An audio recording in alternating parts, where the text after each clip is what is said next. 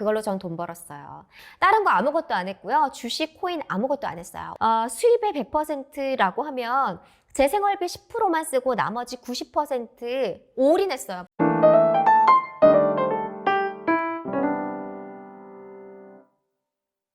네, 여러분. 안녕하세요. 부동산 미녀, 부미녀를 활동하고 있는 연진입니다. 여러분, 오늘은요, 제가 어떻게 부동산으로 돈을 벌었는지 알려드리도록 하겠습니다. 저 이렇게 돈 벌었어요, 여러분. 네, 오늘은요, 제가 이 이야기를 하고 싶었어요. 지금 원고도 없고 아무것도 없고요. 그냥 제 이야기 여러분께 들려드리고 싶었어요. 제가 저번 주에 세미나를 다녀왔는데요. 거기서 어떤 한 50대 여성분이 지금 유튜브를 보고 계신지 모르겠지만 저한테 물으셨어요. 어떻게 돈 버셨냐? 그러면 지금 그 자리까지 오기까지 어떤 방식으로 돈 벌었는지 한번 말해달라. 그걸 말해야 우리가 신뢰하고 이해할 수 있지 않겠느냐라고 물어보셔서 이번 주제로 유튜브를 여러분께 찍어봐야겠다라고 생각을 했습니다. 여러분, 저 진짜 힘들게 돈 벌었어요. 그거는 서두에 말씀을 드리고 싶어요. 갑자기 막 눈물이 날 정도로 네, 힘들었습니다. 근데 그만큼 다 세상에는 대가가 있다고 생각을 해요. 그리고 그 대가를 치르더라도 돈을 벌기 위해서 잘 해야 되는 거죠. 어떤 투자 전략, 내 집 마련 전략을 세우느냐가 굉장히 중요합니다. 일단은 저는 제가 돈 번 가장 큰 영역은 전 사실 재개발로 돈 벌었어요. 갭 투자라는 걸 했거든요. 여러분 갭, 그 옷 갭 아니고요. 갭 투자의 갭이에요. 브리니 분들은 갭 투자. 여러분 갭 투자 모르시는 분들은 없으시죠? 매매가와 전세가의 차이를 이용해 이 갭을 이용해서 투자하는 방식이죠.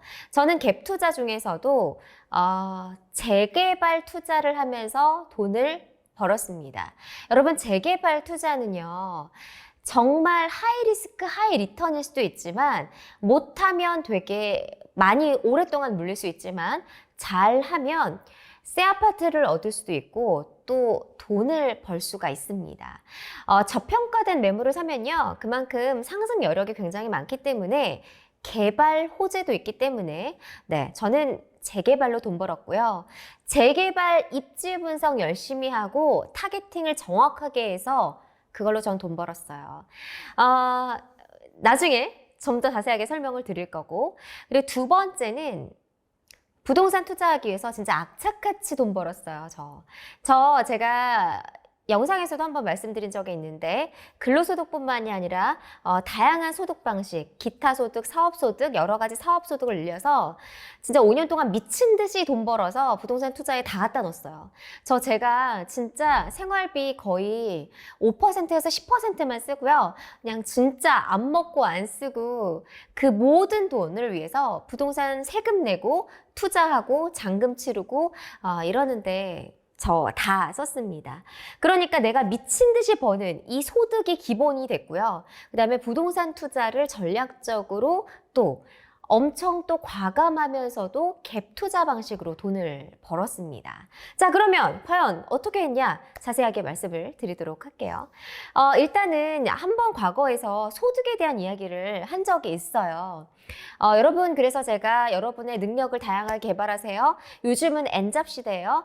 회사만 다닌다고 절대 답 안 나와요, 여러분. 소득의 방식을 늘리세요. 그냥 기본 소득은 근로소득은 안정적으로 가져가는 베이스고요. 기타 소득, 사업 소득을 반드시 늘리는 방법을 연구를 하셔야 되고 자신의 재능을 키워서 주말에 일을 하더라도 반드시 소득을 늘려야 됩니다. 그리고 임대소득을 안정적으로 보장을 받아야 돼요. 그걸로 이제 대출 이자 내는 거예요. 여러분, 근로소득을 벌어서 대출 이자 내는 거 아니고요. 이제 전월세, 월세 받아서 임대소득으로 내야 돼요. 저 그렇게 하고 있거든요. 그럼 그 단계까지 오르기까지 일단은 미친 듯이 돈 벌어야 되고 미친 듯이 저축해야 돼서 시드머니 계속 모아야 되고요. 그리고 어느 정도 부동산 자산을 쌓기까지는 여기다 돈 계속 투입해서 넣어야 돼요. 취득세 내야죠. 재산세 날아야죠. 아, 참. 재산세 고지서가 오늘 또 날아왔더라고요. 얼마 전에 나왔는데 카카오톡으로 오늘 알림이 온 거예요. 재산세 납입하세요. 쭉쭉쭉쭉 카톡 알림. 자, 어쨌든 여기다 계속 불어 넣어야 돼요. 왜냐면 어떤 부동산 자산을 만들기 위해서는 기본적으로 어떤 돈을 모아서 시드머니가 투입이 돼야 이 자산이 형성되고 이 자산의 가격이 올라가는 거잖아요. 그렇기 때문에 기본적인 걸 잘 하셔야 됩니다. 자, 그러면 더 중요한 얘기, 가장 중요한 얘기. 자, 그럼 너 갭 투자 어떻게 했어? 라고 하면요. 저는요, 20살 때, 20대, 23살에 처음으로 오피스텔 갭 투자를 했어요. 자, 갭 투자는 제가 말했지만 매매와 전세의 그 갭을 이용한 투자 방식이라고 했죠. 자, 그러려면 자, 이 갭이 적어야 내 자기 자본이 덜 들어가는 거잖아요. 그쵸? 이 레버리지를 이용해서 전세라는 레버리지를 이용해서 갭 투자를 하는 건데요. 자, 중요한 건 갭 투자를 할 때 상승기에 갭 투자를 하게 되면 보다 안정적으로 갭 투자를 할 수가 있고요. 그리고 전세가율이 높기 때문에 그리고 매매가가 받쳐주고 있기 때문에 하방 압력이 없기 때문에 훨씬 더 안정적인 갭 투자가 될 수가 있습니다. 그래서 처음에 제가 오피스텔을 샀는데 여의도에 있는 오피스텔을 사면서 시작을 했고요. 그때는 뭘 잘 몰랐어요. 그냥 실거주 할 겸, 뭐 임대를 줄 겸 이렇게 시작을 했는데, 다만 오피스텔은 아주 성공적인 갭 투자 방식은 저는 아니었다고 생각을 해요. 왜냐면 오피스텔이 임대 수익이 나가는 건 안정적이었는데요. 일단 세입자가 너무 많이 들락거리는 거예요.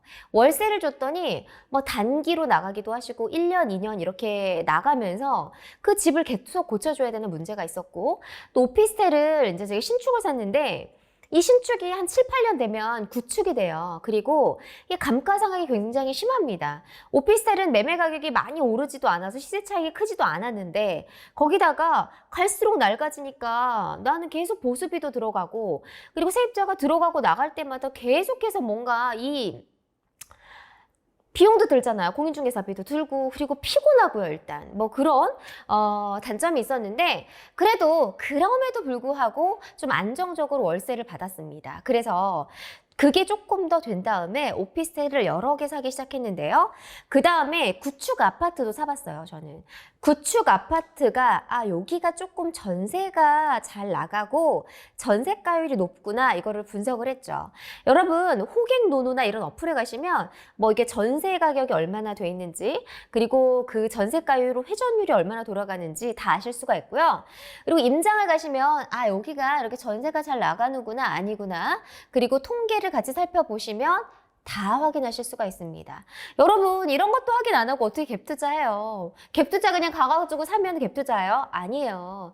전세가율 확인하고 그 매물이 잘 임대가 나가는지 반드시 확인을 하셔야 돼요. 네, 이렇게 구축 아파트와 오피스텔을 먼저 했고요. 그 다음에 제가 재개발에 눈을 뜨기 시작을 했어요. 자, 재개발은 제가 재개발 지역을 예정인 곳을 매수하진 않았고요. 저는 불안했기 때문에 조합 설립 인가가 된 매물을 매수를 했었어요. 왜냐하면 처음에 재개발을 매수를 할 때는 좀 불안하잖아요.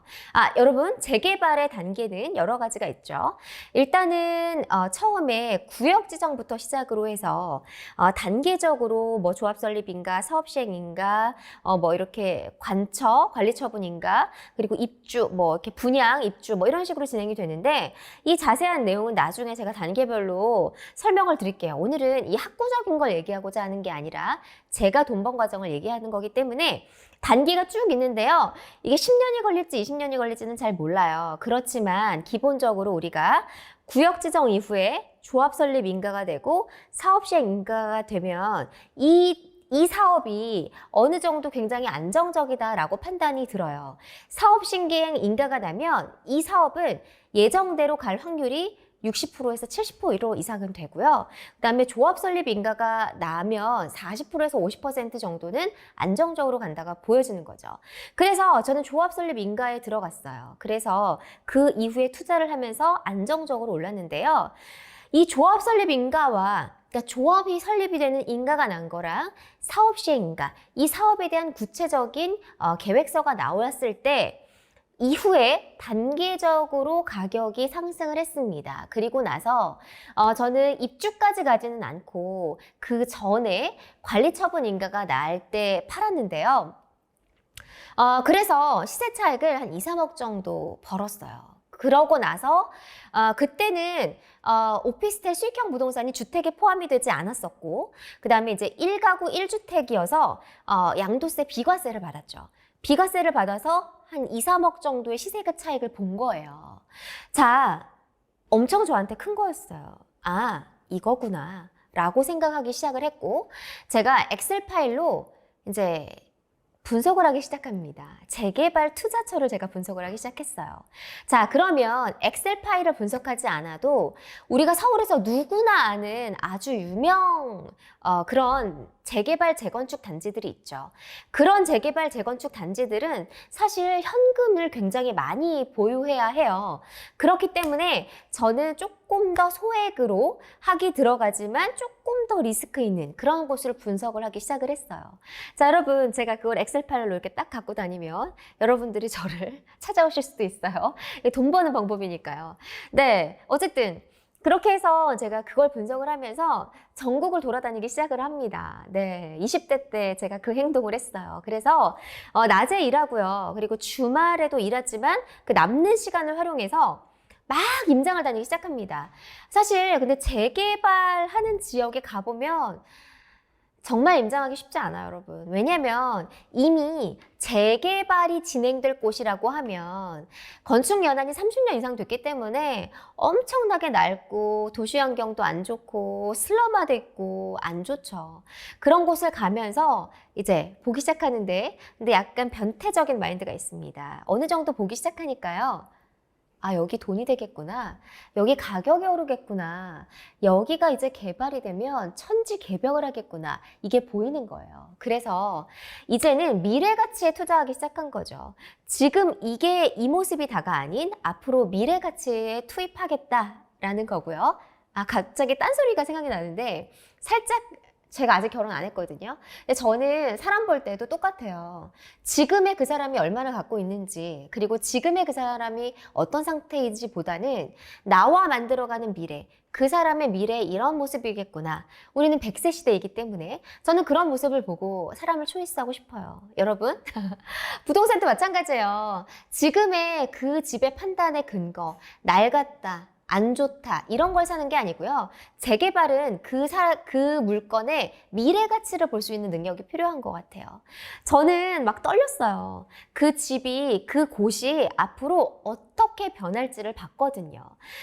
제가 그런데 이게 단순간에 이루어진 건 아니고요. 뭐 동탄 이신도시 그리고 나머지 뭐 여러 가지 신도시들이 개발되는 과정을 봤거든요. 하남 신도시 그리고 광교 신도시 와. 광교 신도시 벌판이었을 때 제가 봤어요. 그런데 이런 신도시들이요. 처음에 벌판이었다가 아무것도 인프라가 없었다가 개발되는 과정을 보고 나서 미래 가치의 부동산은 투자하는 거구나 라는 생각이 들어서 더 본격적으로 그걸 찾아다니기 시작을 했습니다. 그리고 나서 저는 수도권 지역 중에서 경기도에서 대표적인 재개발 지역이죠. 광명과 우리가 성남을 빼놓고 이야기할 수가 없는데요.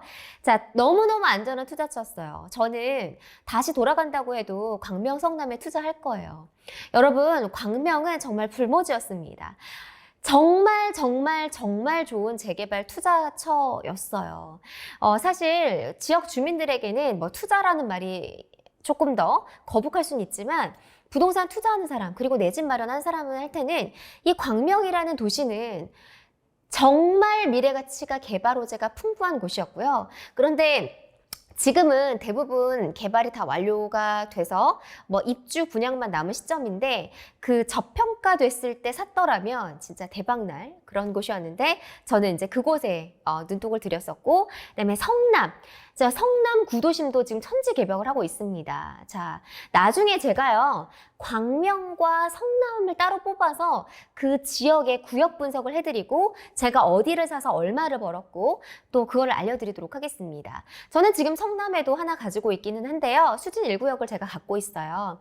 그런데 성남도 앞으로 미래 가치가 풍부한 그런 곳 중에 하나입니다. 성남은 구도심이 천지개벽할 거고요. 그리고 워낙 위치적으로 좋죠. 위례 신도시가 있고 아래 판교가 있기 때문에 위치적으로 굉장히 좋은 지역이다라는 말씀을 드릴 텐데 가격이 많이 올랐습니다. 그래서 지금은 좀 접근하기 쉽지는 않았는데요. 여러분들이 저를 좀 미리 알았더라면 한 2년 전에 성남에 굉장히 매매 가격이 훨씬 더 낮았거든요. 어쨌든 자, 그러면 재개발은 정리를 하면 지금의 현재 가치보다는 개발 호재가 있고 미래 가치에 투자하는 것이다 라는 거고, 그리고 조금 더 안전하게 투자하려면 조합 설립 인가나 사업 시행 인가가 난 곳을 투자할 수 있지만, 요즘에 작년에 재개발 예정지 투자도 굉장히 많이 하셨어요. 근데 예정지 투자 정말 여러분 위험해요. 이게 정말 막 무갭이다. 갭이 뭐 500만 원, 1000만 원이다. 내가 이 돈 없어서 상관없다라고 하면 들어가셔도 되는데요. 이 갭이 막 7천, 8천, 1억까지 갔는데 그거에 투자하는 거 굉장히 무모합니다. 그 재개발 예정지 언제 사업이 될지 알 수 없어요. 동의서만 받는다고 거기 투자하면 안 됩니다, 여러분. 그래서 예정지 투자는 조심하셔야 되지만 어쨌든 미래를 보는 눈, 이거에 가치된 물건의 평가를 해야 되고 또 굉장히 중요한 거는 저평가됐을 때 해야 돼요.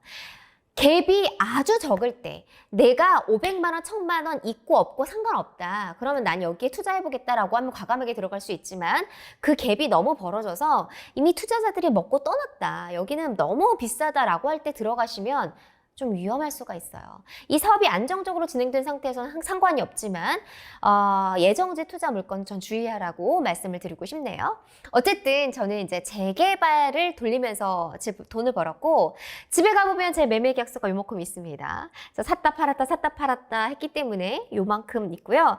자, 사고 파는 과정 정말 쉽진 않았어요. 왜냐면 부동산 정책이 계속 변했었고요. 그리고 최근 2, 3년 동안은 엄청난 급등기 상승기였지만 그동안 부동산 대책과 규제도 너무 많았기 때문에 계속해서 공부하고 대처하고 이러는 방법밖에 없습니다, 여러분.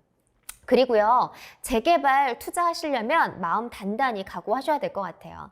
낡은 집을 사는 거기 때문에 사업의 진행 속도나 그리고 뭐 세입자의 문제, 뭐 여러 가지 문제들이 있는데요. 그냥 이러시면 좋을 것 같아요.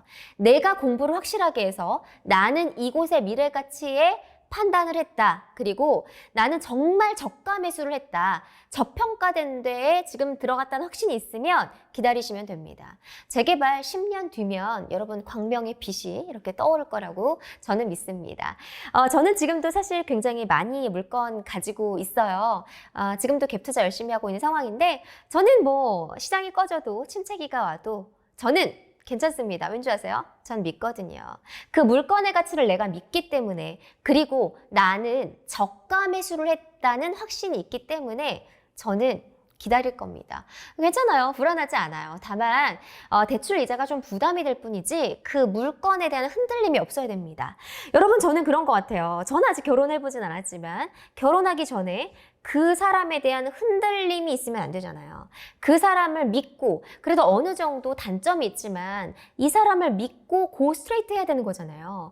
그 사람에 대한 믿음, 그 물건의 가치에 대한 믿음 정도는 있으셔야 투자를 하셔야 됩니다. 자, 여러분 오늘은요 내용을 간단하게 정리를 해보도록 하겠습니다.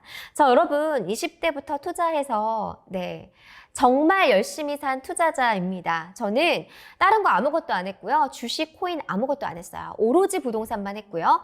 돈 미친 듯이 벌어서 정말 아껴서 수입의 100%라고 하면 제 생활비 10%만 쓰고 나머지 90% 올인했어요, 부동산 투자에. 그리고 저는 그 중에서도 재개발 투자에 올인을 했고요. 그 다음에 갭 투자 방식으로 시작을 했습니다. 저는 지금도 갭 투자를 하고 있는 투자자이고요. 다주택자이고요. 그리고 저는 재개발 투자의 중요한 포인트는 첫째, 저가 매수. 가장 낮은 가격에 들어가야 된다. 두 번째, 저평가된 지역을 들어가야 된다. 세 번째, 개발 호재가 확실한 곳에 가야 된다. 네 번째, 미래 가치가 풍부해야 된다. 다섯 번째, 이 물건에 대한 명확한 확신, 100% 이상의 확신이 있어야 된다. 그래야만 상승기뿐만이 아니라 하락기를 견딜 수가 있습니다. 저는 지금 여러 가지 물건을 가지고 있어요. 그런데 그 물건 중에서 분명히 사업이 잘 되는 것도 있고 삐걱삐걱 거리는 데도 있고 늦어지는 경우도 있고 뭐 시공사 선정을 하다가 시기가 늦어질 수도 있고 막 이런 경우가 다양하게 있거든요. 그러나 저는 그 미래 가치를 믿기 때문에 기다릴 겁니다. 대출 금리가 아무리 많이 올라도 힘든 시기가 와도 침체기가 와도 저는 그 물건의 가치를 믿고 기다릴 겁니다. 이렇게 손품 발품 팔아서 나에 대한 확신, 그 믿음에 대한 확신, 그 물건에 대한 확신이 있으신 분들은 부동산 투자에 나서면 되시고요. 내가 만약에 잘 모르겠다. 내가 만약에 모르는 물건들은 조금 사는데 너무 투자를 과감하게 하지 않으셨으면 좋겠습니다. 투자를 해야 할 곳과 하지 말아야 될 곳을 정확하게 분석을 하고 또 해야 할 때는 과감하게 투자하는 여러분들 되시기 바랍니다. 여러분 영상이 도움이 되셨다면요. 구독, 좋아요 눌러주시고요. 제가 사실 오프라인 강의에서는 조금 더 솔직하게 제가 돈 번 이야기 하고 있어요. 저 여러분 정말 쉽게 돈 벌지 않았고요. 지금도 열심히 노력하고 있어요. 여러분도 공짜로 얻어지는 거 없으니까요. 정말 열심히 돈 모으시고 미친 듯이 열심히 하시고 부동산 투자 공부 손품 발품 파셔서 꼭 부자 되시길, 자산가 되시길 바라겠습니다. 그 과정을 여러분과 함께 제가 나누고 싶고요. 여러분 궁금하신 점은 댓글 그리고 인스타그램 DM을 주시면 제가 도움드리도록 할게요. 여러분 힘내시고요. 더운 여름에 이 여름 잘 견디고요. 우리가 참 힘든 시기지만 또 열심히 달려가는 여러분 되시길 바라겠습니다. 여러분 가볼게요. 부자 되세요.